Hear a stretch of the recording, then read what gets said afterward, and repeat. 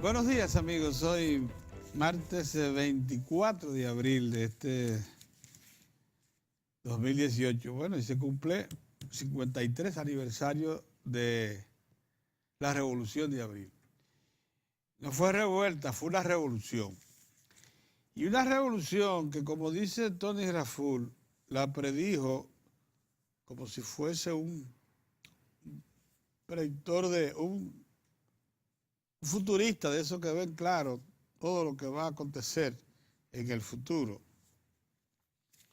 El profesor Juan Bosch, en una obra que arribó al país a finales del 1964. Realmente en enero del 65 comenzó a circular en la librería de don Juan de Postigo. Y dice Tony en un artículo que publica hoy en el periódico Listín Diario, que en ese libro, Crisis de la Democracia, el profesor Juan Bosch no solamente dijo que estaba la República Dominicana a las puertas de la revolución que debió manifestarse inmediatamente después de la muerte de Trujillo, sino que también al frente de ella estaría un hombre surgido de los propios cuerpos armados de la República. Y así fue. El libro entró pero no dude usted que ese libro tuviera mucha influencia en la toma de esa decisión, porque el libro entró en enero del 65 a la librería del señor Postigo y ya en abril estaba estallando la revolución en los mismos términos en que se predecía en esa obra del profesor Juan Bosch, que hacía un análisis, por cierto, de la composición social dominicana, de las raíces del golpe de Estado que le perpetraron, estando él al frente del gobierno, en el 63, y de cómo entonces, por efecto de todos los agravios a la sociedad dominicana acumulados, la respuesta natural sería una revolución y además la toma de conciencia de importantes militares que habían vivido lo acontecido y que son también con raíces populares, igualito que cualquier otro componente de la sociedad dominicana, con sensibilidad. Entonces, por ahí surgen todo lo que dirigieron el proceso de la revuelta, en la que por cierto, se materializó un evento que dice otro activo participante de esa memorable gesta, Fafa Taveras, que produjo una acción que no se ha repetido más en el siglo XX, y es la perfecta unión entre las Fuerzas Armadas y el pueblo. Dice que ese acontecimiento no se había registrado y ni se ha registrado más después de abril del 65.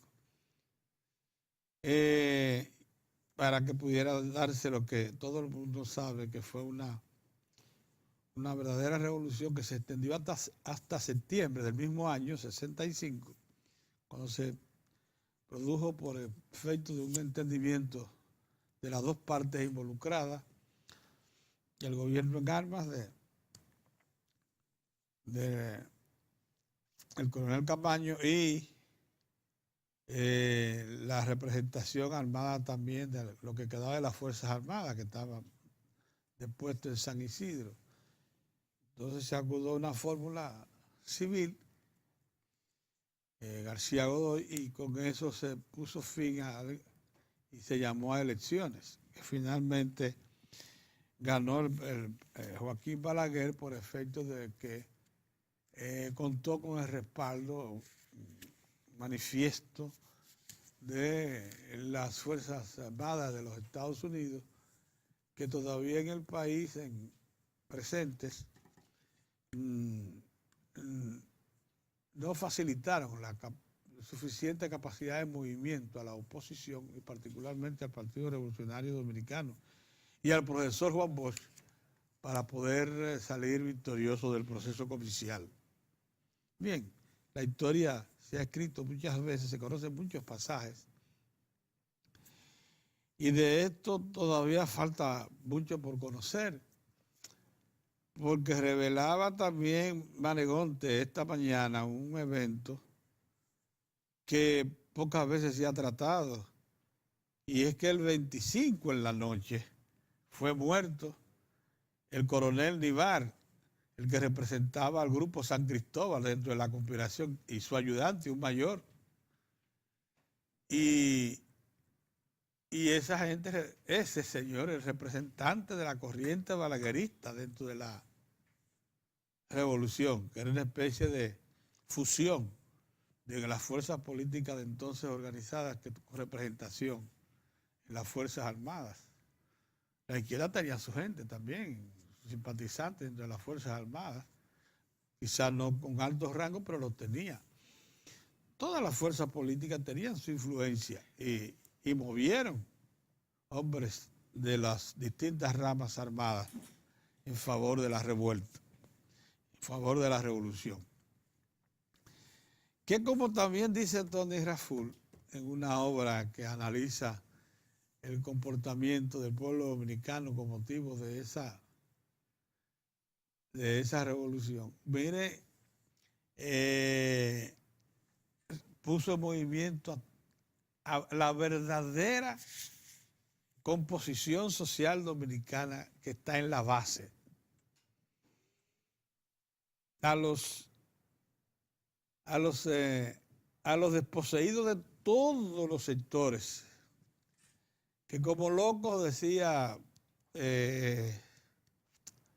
Tony Raful, dice Tony Raful, se movilizaron por las principales calles y avenidas de la capital y de otras ciudades. La avenida Duarte, por ejemplo, fue tomada por los sectores marginados, que bajaron en masa, en chancletas, semivestidos, casi en cueros, y bajaron en tropel, y el que se le ponía por el medio iba a resultar arrollado. Fue tal la decisión, la firme decisión de esos sectores, que la propia policía, cuando vio bajar a esas masas enardecidas, salieron en bandolera, se fueron, se ausentaron, lo que quedaba de la policía, se ausentaron, se dieron cuenta que no iba a ser posible contener a ese pueblo. Y le dejaron campo abierto. Y así pasó en todos los principales sectores de la capital. Nosotros hemos tenido la suerte como periodistas que hemos vivido esos acontecimientos, desde la muerte de Trujillo hasta hoy, y estuvimos presentes en cada una de esas movilizaciones, y las vimos con nuestros propios ojos, y participamos de ellas. Y puedo testimoniar que aquello fue una verdadera revolución. No una simple confrontación.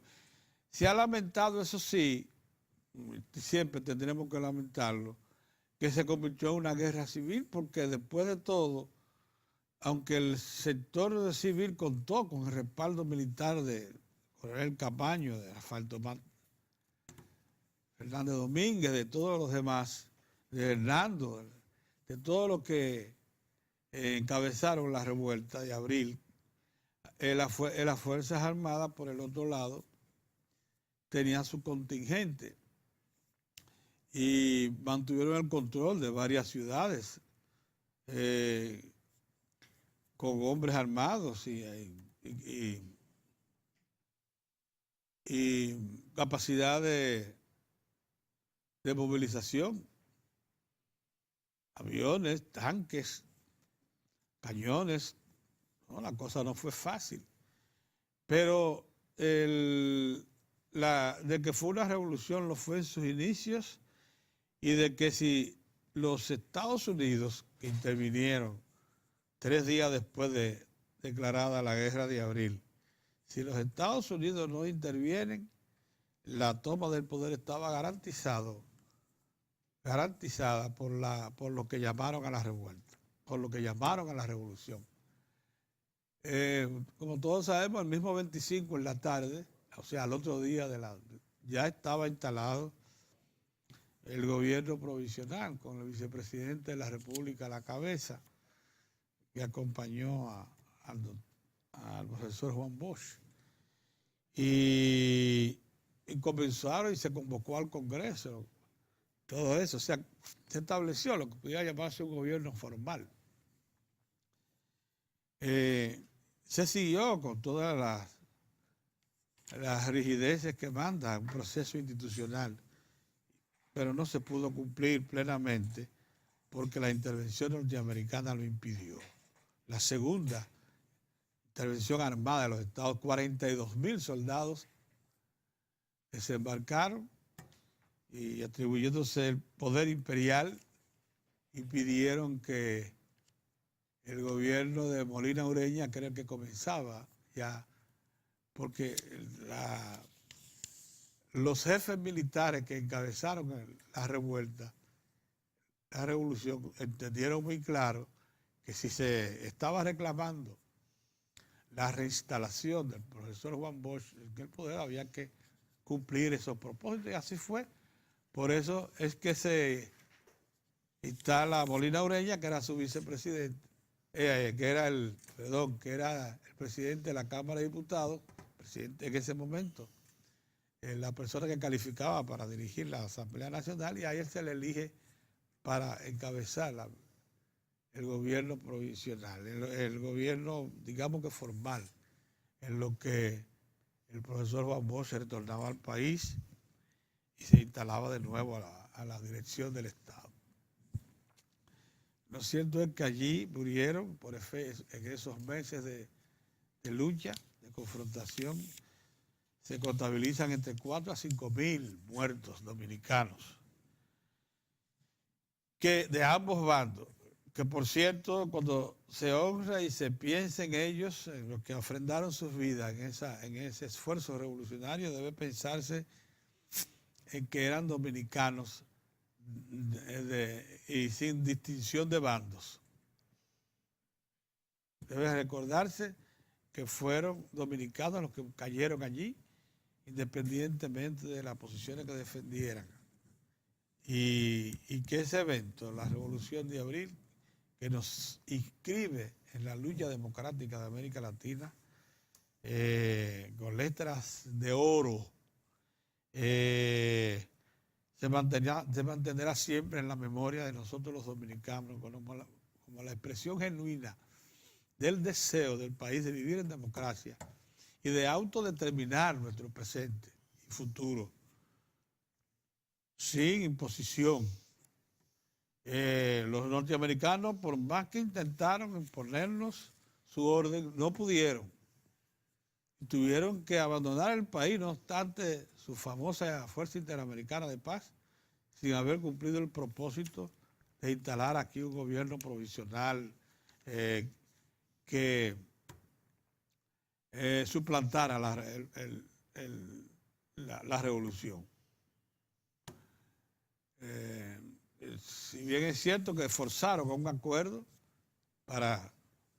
entre las partes para que se produjera un nuevo proceso eleccionario, que por cierto inició un proceso institucional en el 1966 que se mantiene incólume hasta hoy. Eso ha sido para todos una gran lección. Claro, el pueblo dominicano no quiere repetir esos eventos y por eso ha sido tan respetuoso de las instituciones y por eso se ha sacrificado tanto para que la democracia dominicana sobreviva a cualquier dificultad. ¿No es así, don Mozart? Buenos días. Buenos días, Pedro. Sí, es. Buenos días. Hemos hecho todos los esfuerzos posibles, hemos sufrido, hemos también cantado victorias ocasionales en estos años, pero lo cierto es que el pueblo dominicano quiere vivir en democracia, sí, y para eso está dispuesto a sacrificarse. Así es. Y también a consolidar sus logros. Claro. ¿Cómo le fue ayer en Santiago? Muy bien. Buenos días, señores. Quiero ante todo agradecer a los colegas el que me permitieran ausentarme el viernes y el lunes para cumplir con algunos compromisos. Tenía que cumplir y entonces quiero poner de manifiesto mi gratitud a los colegas que toleraron mi ausencia. La ausencia siempre crean situaciones que obligan a poner mayor empeño para cubrir esos espacios. Muchas gracias. También quiero pues manifestar no podía dejarlo, mi solidaridad con Julio Martínez Pozo, amigo, colega, déjenme decirlo, y de otra manera no se puede decir, víctima de una inconsecuencia legal. Víctima de una inconsecuencia legal que fue más allá de lo debido. Un tribunal, una juez, que emitió una condena sobre la base de algo que ella misma, la honorable magistrada, dijo que no había elementos para encausarlo por difamación e injuria, pero que en la forma en que lo dijo y en el momento en que lo dijo, ella cree que podría abrir espacio a situaciones que puedan lastimar o que podrían lastimar la honra de la persona que se sintió agraviada por unos comentarios y unas citas que hizo Julio Martínez Pozo sobre el expediente que, de acuerdo a las autoridades de la Dirección Nacional de Control de Drogas, pues afectan a ese ciudadano, miembro de la Marcha Verde. Tal y como se ha planteado en diferentes medios de comunicación y que nosotros compartimos plenamente, se trata de un precedente muy feo, al que felizmente todavía hay espacio para contrarrestar en el mismo canal que es el de la justicia, para tratar de dejar sin efecto ese desafuero que desde mi humilde punto de vista se cometió contra ese colega.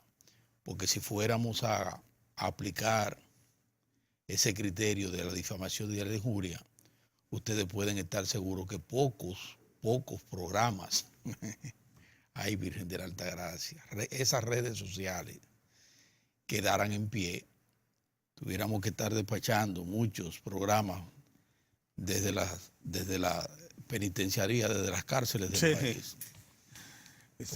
Los desafueros que hay a diario, difamación, la infamia que se comete desde muchos medios de comunicación contra gente, o desde esos grupos sociales que dicen y acusan y denostan y hacen muchísimas barbaridades.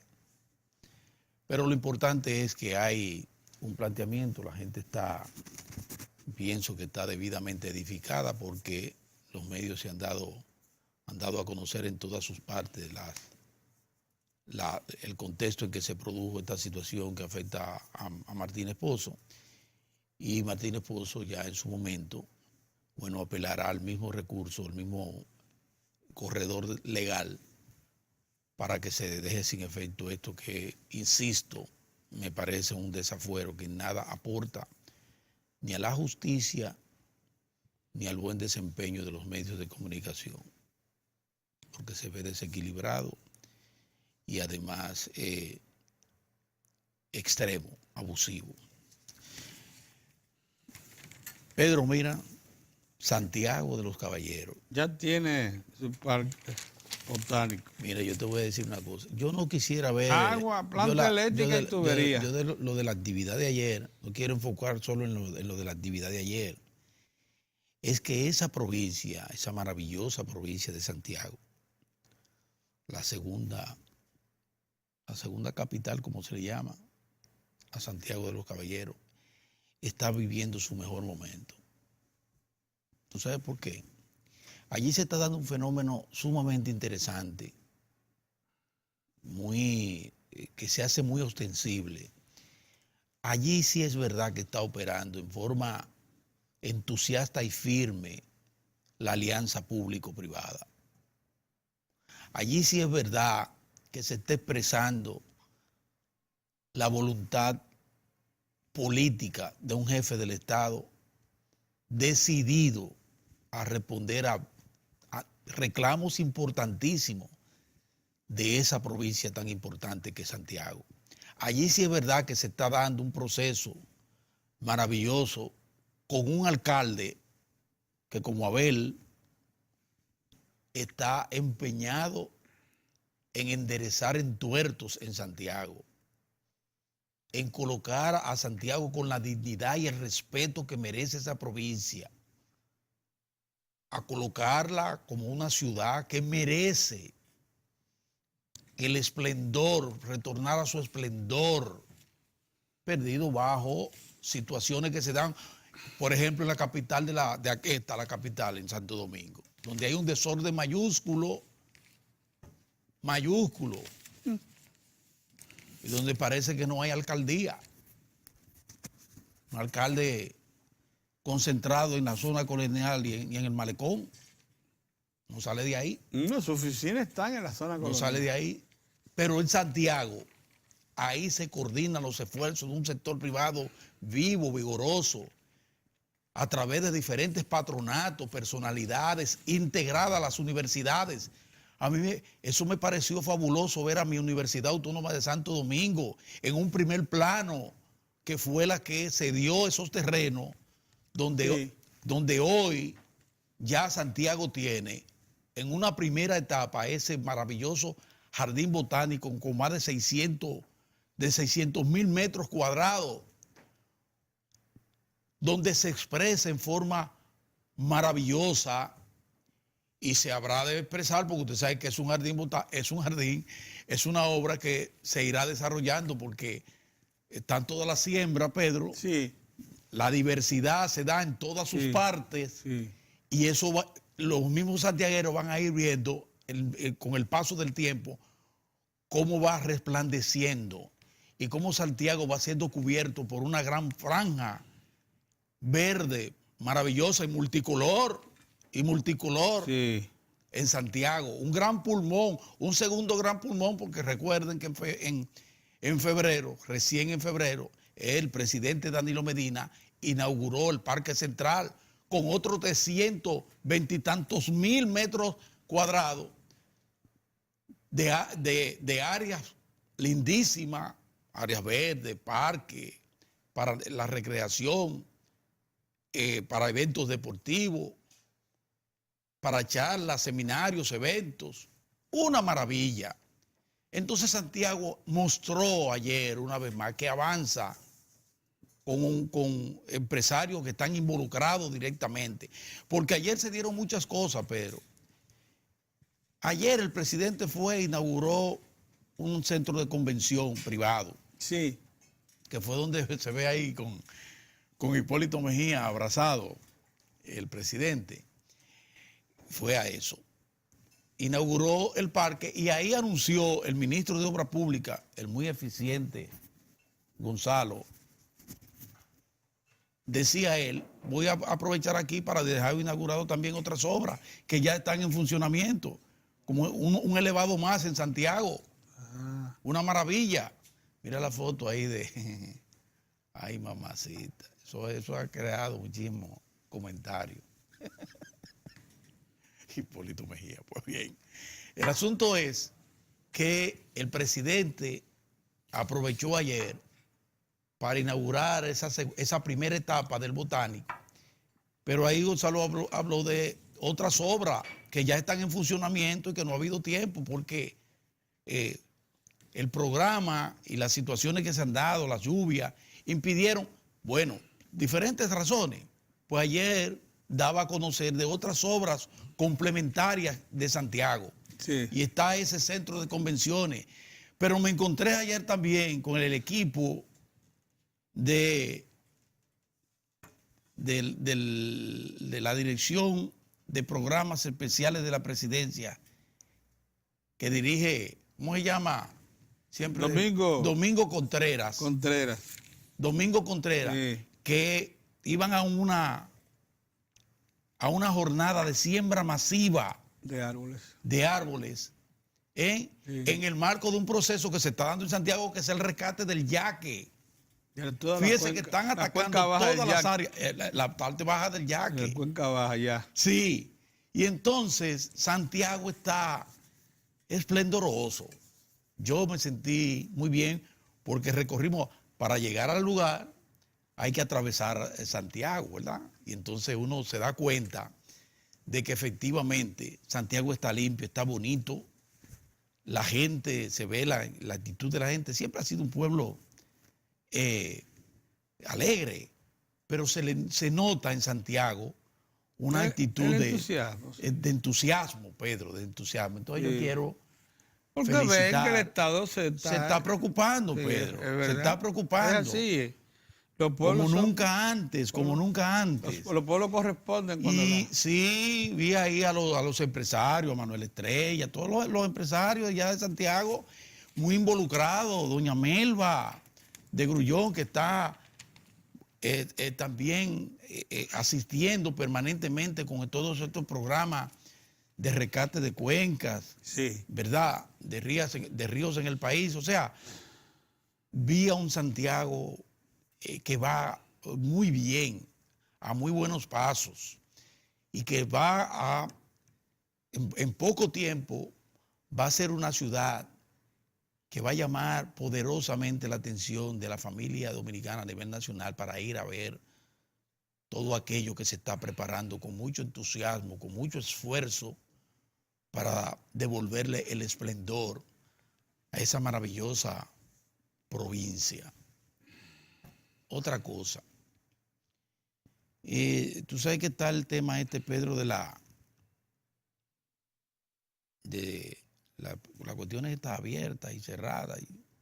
Ajá.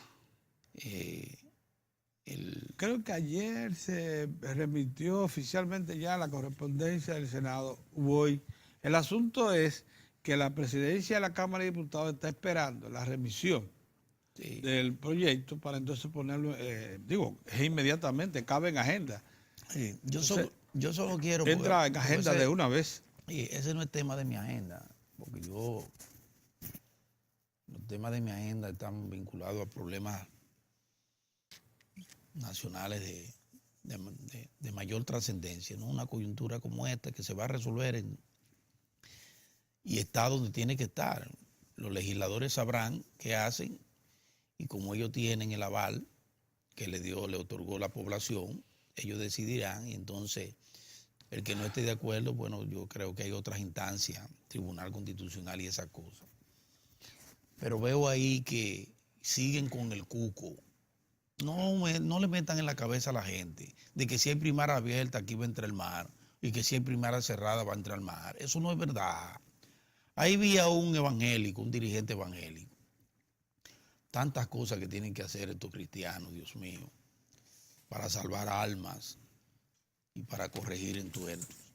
Metiéndose, entonces dice que aquí se va a crear, que si se aprueban las primarias abiertas, aquí va a haber un problema de inestabilidad social y política. Señor,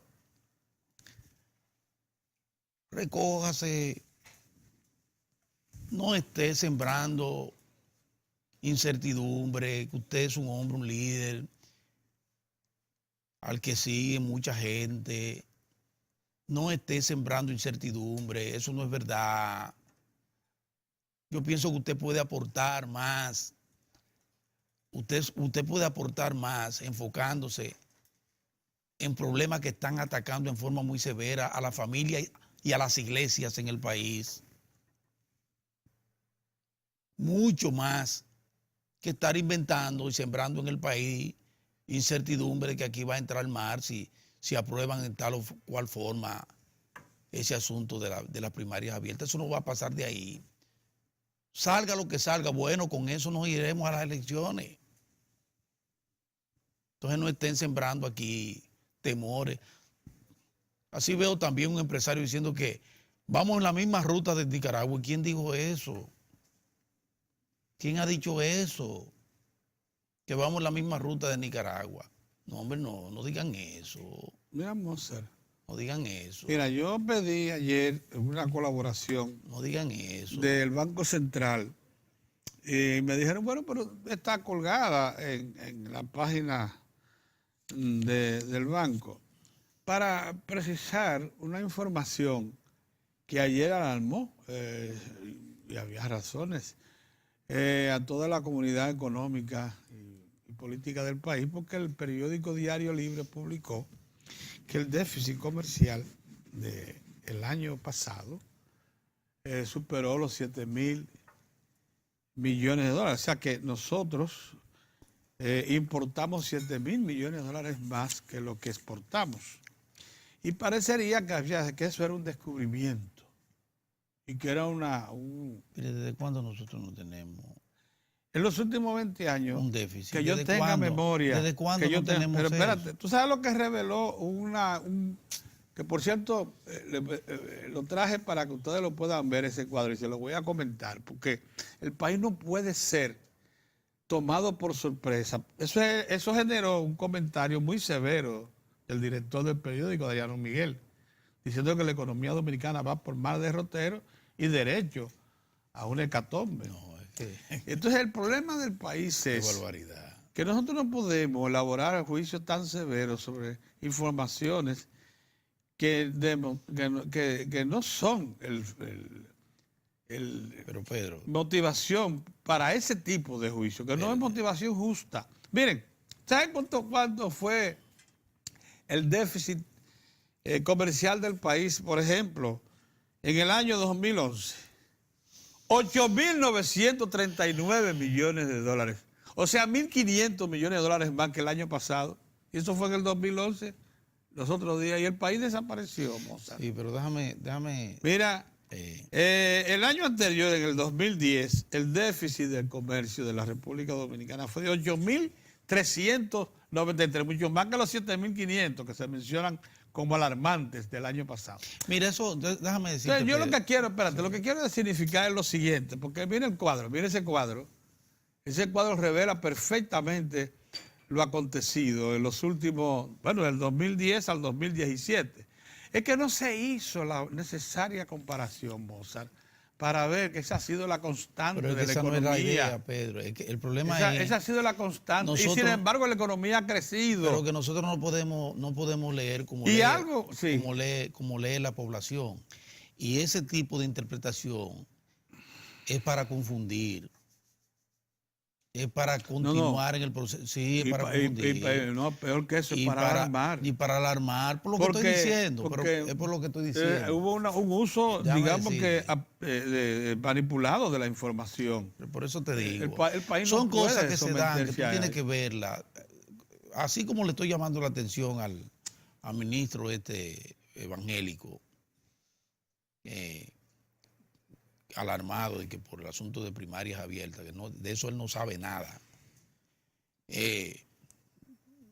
Llamo la atención del empresario, por ejemplo, me parece que de la Asociación de Industria, que habla también sobre la posibilidad de que se replique en el país los acontecimientos que están afectando a Nicaragua por el asunto de la seguridad social. Bueno, solo si se impone la demanda del empresariado. Es que somos muy ligeros. No, si continúa el problema de las pensiones en el país. Por eso es lo que estoy diciendo. No, si continúa el problema de las pensiones en el país, lo que sí nos vamos a ir. Lo que desató la crisis. Si cuando tú salgas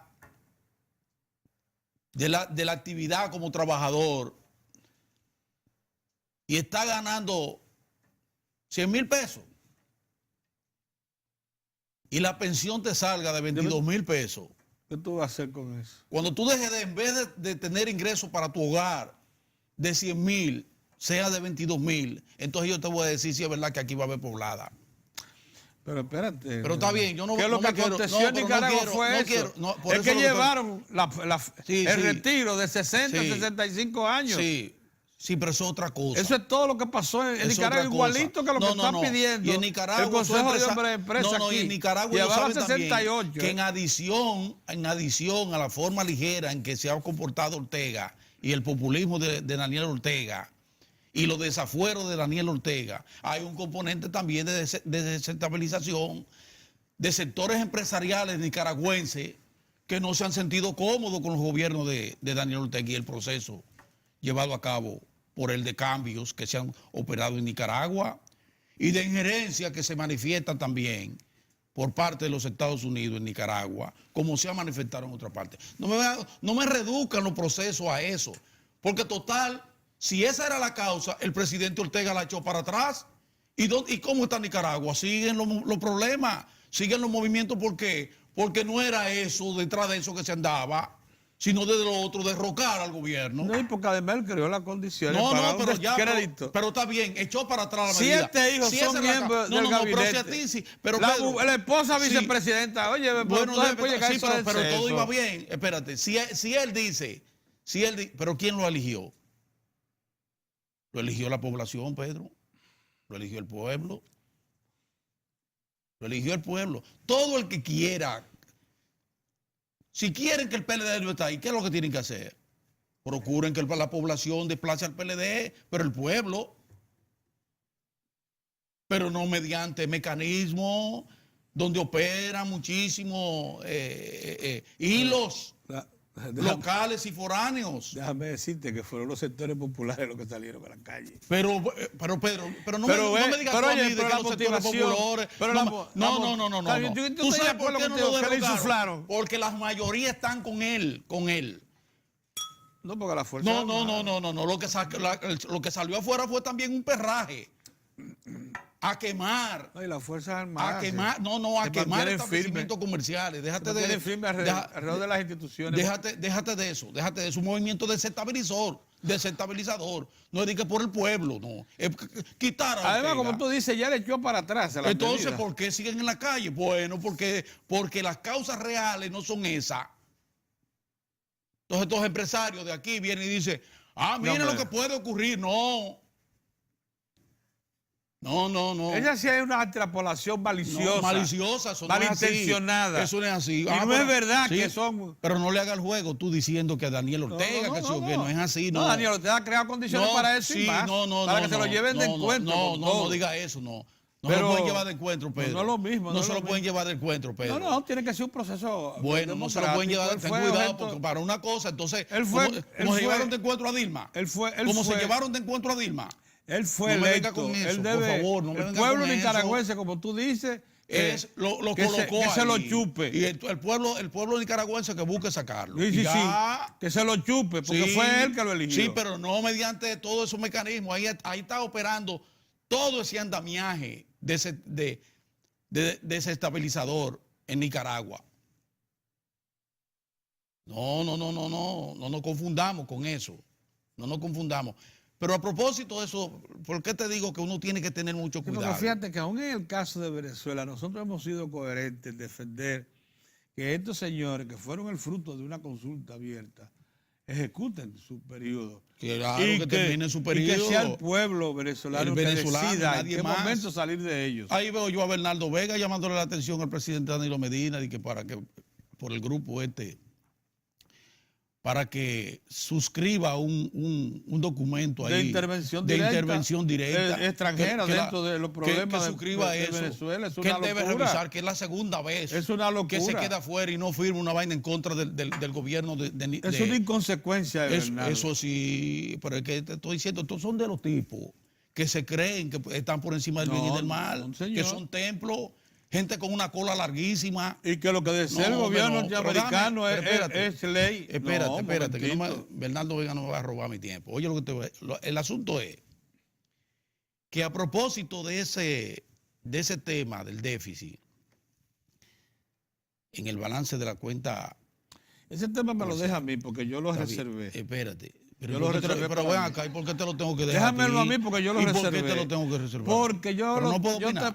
Pero no puedo opinar. Solo hablé de la Revolución de Abril pero para no puedo tapar opinar. este tema. Pero eso es tu problema. Pero eso es tu problema. Tú ahorita lo tratas como tú quieras, tú eres el experto, pero yo voy a decir humildemente, desde mi punto de vista, sin entrar en detalle, porque no hay necesidad de entrar en esos detalles, eso no lo entiende nadie, lo que la gente entiende es todo lo que él va a presentar y la gente no entiende esos cuadros y esa vaina. Hoy lo voy a decir. ¿Tú sabes lo que entiende la gente? Que hay un sector interesado en el país en que aquí no se reconozca, por ejemplo, que las exportaciones nacionales por primera vez están creciendo en un primer trimestre un 14%. Y que rebasaron la línea de los 10.000 millones. Espérate, que eso sí lo entiende la gente. Eso sí lo entiende la gente. Esa vaina de que de desarrollo, que el déficit, no.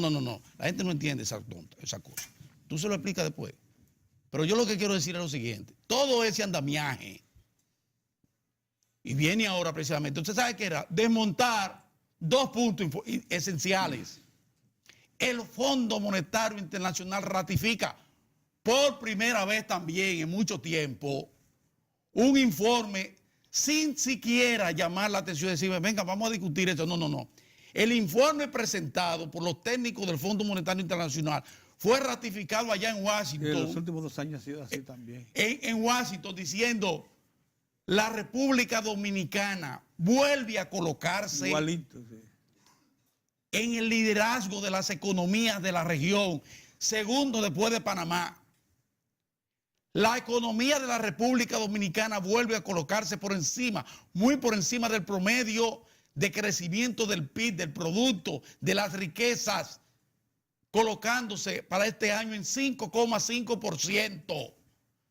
No quieren decir eso, no quieren que se diga eso, que el Fondo Monetario Internacional dice que la República Dominicana es un modelo, está constituido en un modelo en materia de estabilidad para poder tener incrementos sustanciales en la inversión extranjera directa. Y de sanidad, Mozart.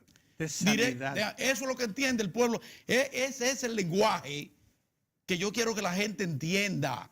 No quiere que se digan esas cosas.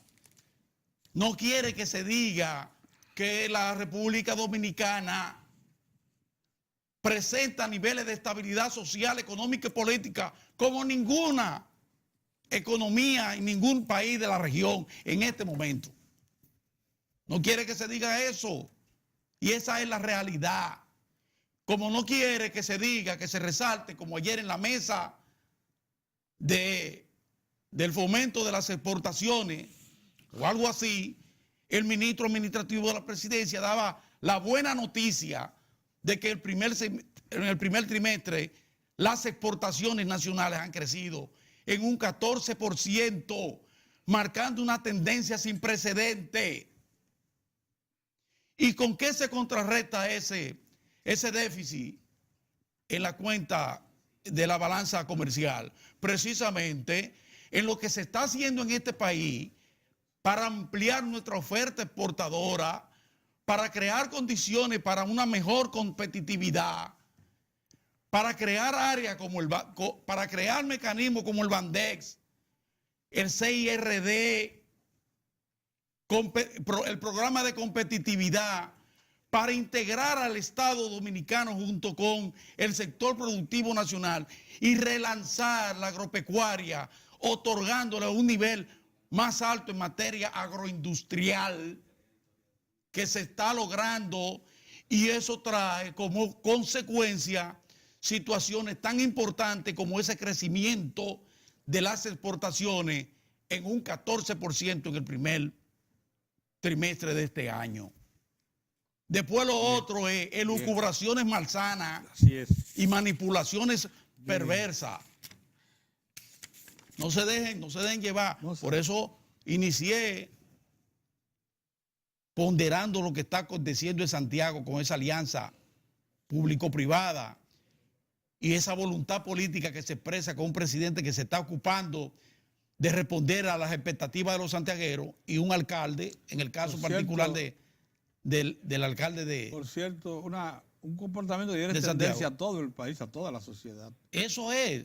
Mira, para que el país pueda echar adelante. Sí. Y eso de que el FMI sugiera ajuste fiscal, que ese es otro tema. Eso es otro tema. Señor. Pero ¿cuándo el FMI no ha sugerido Ajuste fiscal. Pero el FMI su vida es sugerir. Claro, lo que ha dicho ajustes es que... fiscales. Pero esa es su naturaleza. Que se racionalicen las exenciones y se simplifique el sistema impositivo. Eso aparece también en el informe del año pasado. Pero hay un proceso importante. Justo el año pasado dijo lo mismo.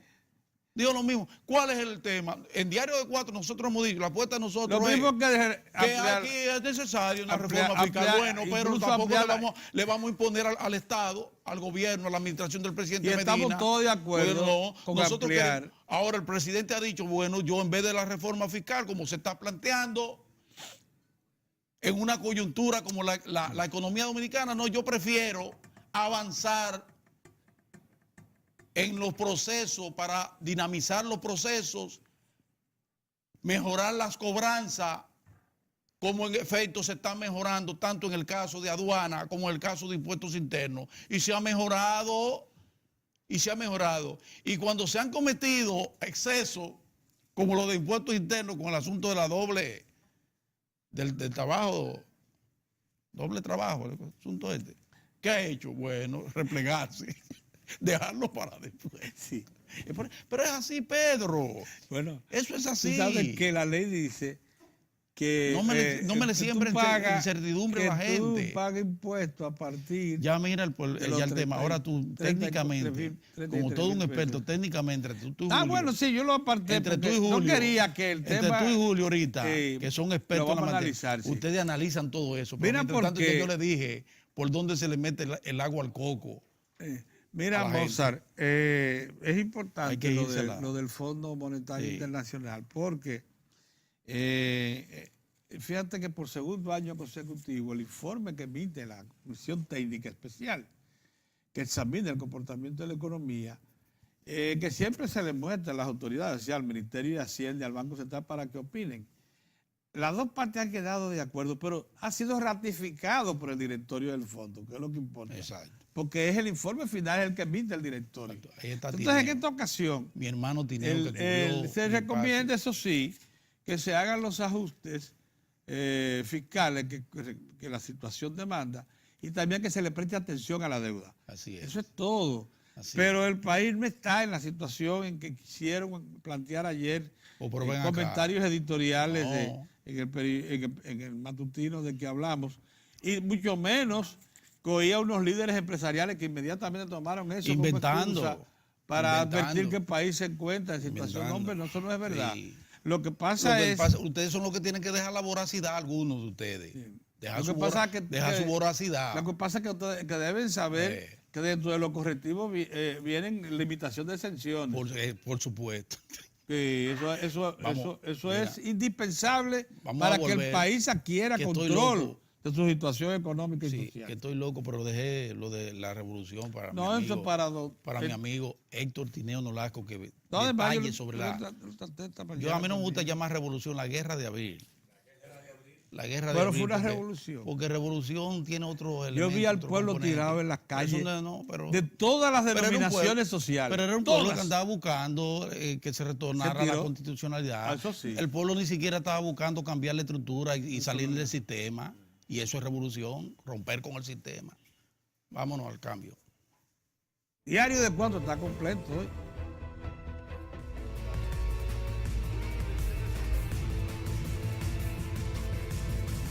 Gracias por su sintonía. Cuando de informaciones se refiere, las internacionales están a la vanguardia de los tiempos. Angela Merkel y Enrique Peña Nieto en la Feria de Hannover.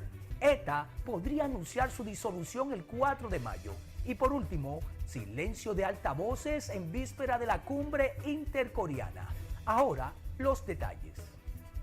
El presidente de México, Enrique Peña Nieto, y la canciller alemana Angela Merkel han visitado juntos la Feria de Hannover, la mayor muestra industrial del mundo. Ambos líderes han firmado varios acuerdos de cooperación. A México le interesa que los países europeos apoyen su economía en auge para ser menos dependiente de Estados Unidos. México es el país invitado en esta feria y ha querido presentarse como un socio económico fiable. Peña Nieto ha llegado a Alemania con una representación de 120 empresas mexicanas y 11 centros de investigación y desarrollo. Hasta el 27 de abril, 5.000 expositores de unos 70 países mostrarán todo lo relacionado con el aprovechamiento y utilización de las nuevas tecnologías para el desarrollo del sector industrial, como el sector de la ingeniería mecánica, donde Alemania sigue siendo un referente. Se esperan 200.000 visitantes.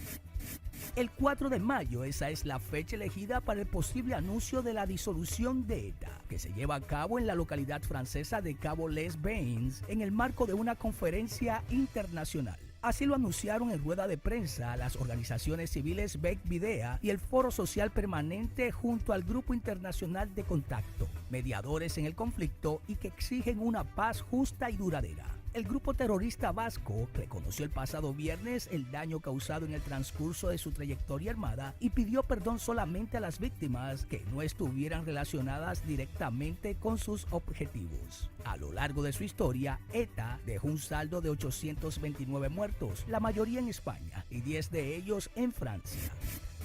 Seúl apaga los altavoces de propaganda en la frontera en víspera de la cumbre con Corea del Norte. Por primera vez en más de 2 años, Corea del Sur deja de transmitir noticias, músicas y mensajes a los soldados norcoreanos para hacerlos desertar. Un gesto conciliador antes de la primera cumbre intercoreana en 11 años que se celebra este viernes. El encuentro entre funcionarios de ambos países, anunciado el pasado marzo, tendrá lugar en la frontera intercoreana.